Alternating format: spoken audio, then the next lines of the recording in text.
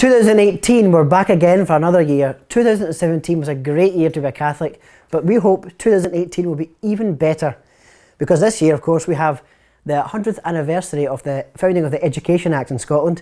So today, to mark this, we're joined by the creme de la creme of the education system in Scotland, the Glasgow University Catholic Association. Woo!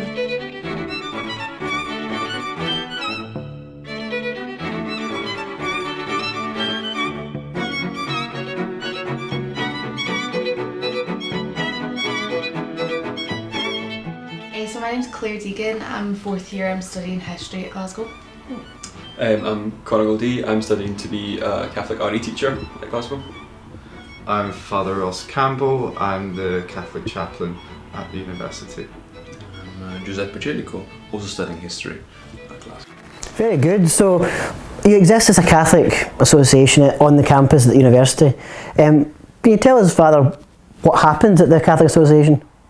Right, so Glasgow University Catholic Association is based in Turnbull Hall, which is the Catholic chaplaincy at the university, and the association organises events, social events, spiritual events, catechetical events for Catholic students at the university. That's its main function. So within the association there are a number of different groups that operate, including our Catholic Society, a Legion of Mary, St Vincent de Paul, and there's a girls' prayer group as well, and Knights of St Columba.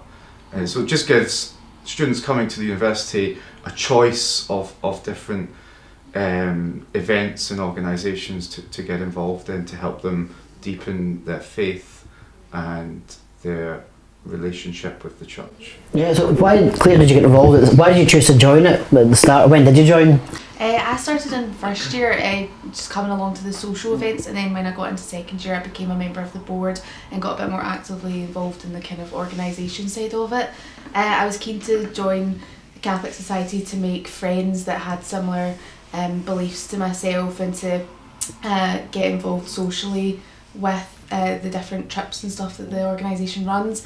I had friends that had been involved in it, and it always looked like they were doing really exciting things and had a really nice kind of social network, so I was keen to do that for myself at uni. Good. So what about yourself, Conor? What was your... Yeah, quite similar to that, I think, as well. That I knew a few people who'd been to Glasgow before and had been involved in the Catholic Society, and so when I went along myself, I just felt like I was meeting other young Catholics on campus who had similar opinions and similar devotion and stuff like that. So it was quite good just to get along and have that kind of home on campus. It does kind of become, it's quite cheesy, but it does kind of become your home on campus. There's, Giuseppe's always there cooking food. There's tea and coffee, and the chapel there and whatnot. So it's just as soon as I stepped in the door, I knew that was going to be somewhere I'd spend a lot of time. Fantastic. So Giuseppe, you're obviously from Italy. Did you come from Italy to study in Glasgow? I actually came from Switzerland. I was studying there from high school. But when I came to Glasgow, I was quite shy. I only went to mass on Sundays, and for the first year I was hiding away. It didn't last very long. And then I joined Legion of Mary, and then I started cooking for everybody, and quickly. What kind of things did you cook? Well, my menu can be quite long. Actually, I even brought my mother in to cook for a couple of times. She has done quite a good job. I cook everything you ask me I can cook. His mum cooked for over 100 students at the start of the year. 100 students? Yeah. Wow, that's quite a feat. It was impressive. It was quite 2 days of hard work. You mentioned the Legion of Mary. What do you do on campus as Legion of Mary? Well, actually, we are mostly a lay apostolic organisation, so we speak to people about the church and God, and if they have questions, and we will go in front of the library, we walk in the parks next to universities, and actually we also go door to door to the streets. We go into the streets next to the chaplaincy, around the chapel. So it's very much direct contact, one-to-one conversation. It's very interesting. There are lots of interesting people you meet.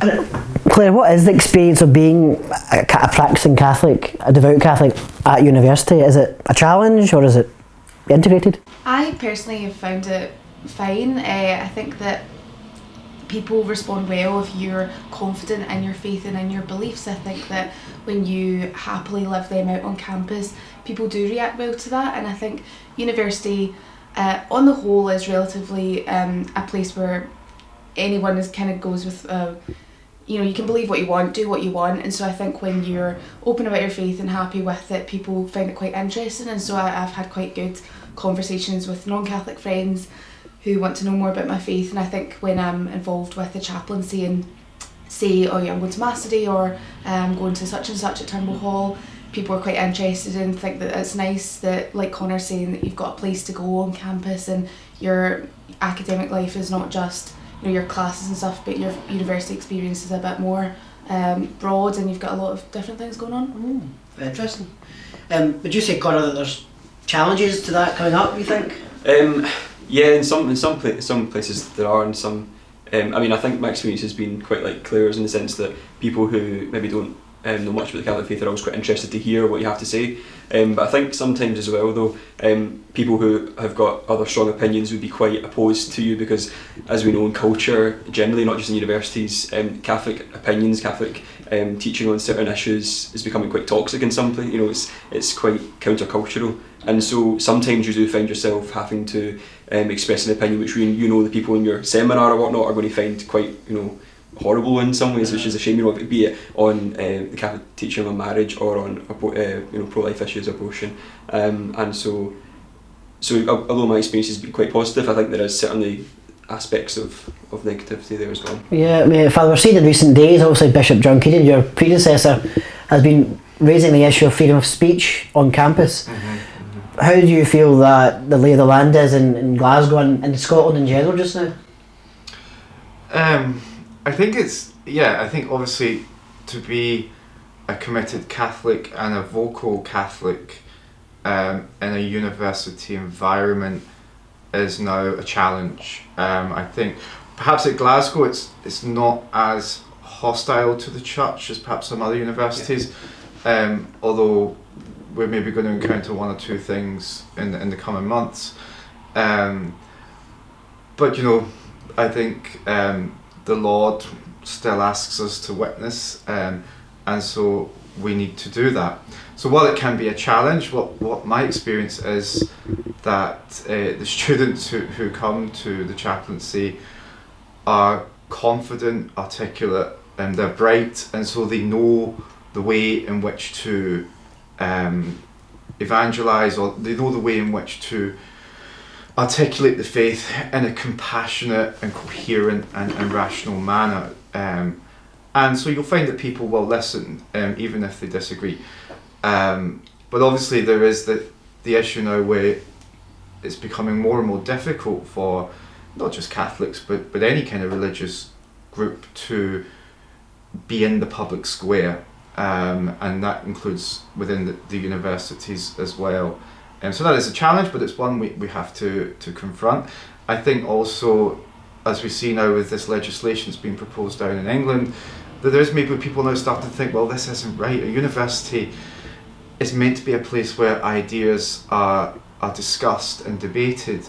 And so we have to make a distinction, I think, between debating an issue and confronting a person individually. You know, confronting a person individually, we have to be very careful with that. But debating an issue should be something that happens in a university. And it's quite encouraging to see some of these proposals that are going on south of the border, and hopefully they will happen here as well. Let's hope. And Giuseppe, you know, summing up, why should a young student who's come to Glasgow University, why should they want to be involved with the Catholic Association? Well, personally I feel that, as Ross was saying, to reach an articulate level of even to speak about your faith, it's really important to be around students and know about their faith and can actually guide you, or, you know, even I'll give you a chance to openly speak and have, you know, interesting debates and discussions. And in the Catholic Association in Glasgow University, this really happens like all the time. It can be a dinner, it can be just a lunch or whatever. Food, most of them. It always speaks around food. Yeah. But really, I found that if you really want to understand a bit more, you have so many chances of both encountering people that know quite a lot, but also then, of course, going to CATSOC or Catholic Society or the Faith Forum that happens in the chaplains as well. So really, it's a place to be to actually learn and be able to speak in the world about your faith. Yeah, I think you know, obviously the association, the chaplaincy is a place of lay formation in a sense, you know, and sort of a slight, you know, quite intense lay formation. But I also think one of the great values in it is that it's also an environment which people can make faith-based friendships, and I would say that that's the real gift of the chaplaincy, that people come in and they make friends, and I think there's something different about a friendship that's based on faith, and I think it tends to last and it deepens in a particular way. And I know from my own experience, the friends that I'm in touch with today the most are the friends that I made through the chaplaincy when I was an undergrad student then myself. Oh, nice. And what's your resolution, Clare, for 2018? Mine was actually to go to bed earlier.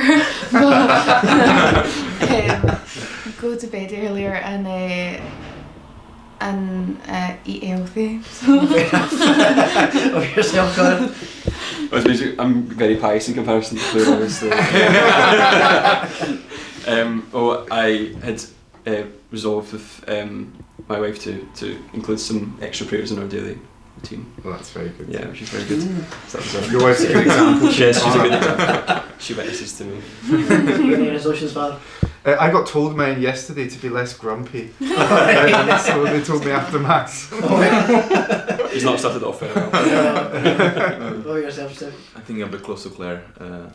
Eating less would be good, but also getting up early. But cooking more. Cooking more.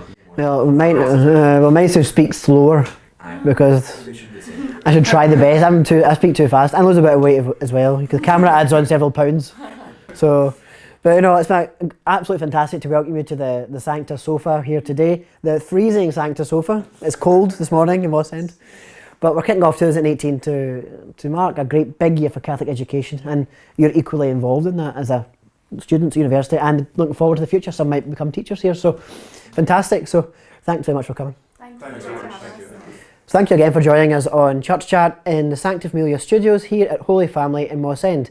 A big year for our parish as well because we're celebrating 150 years of the Catholic faith here in Mossend. So please continue to stay on our page and join us as we go through this fantastic year for Catholics.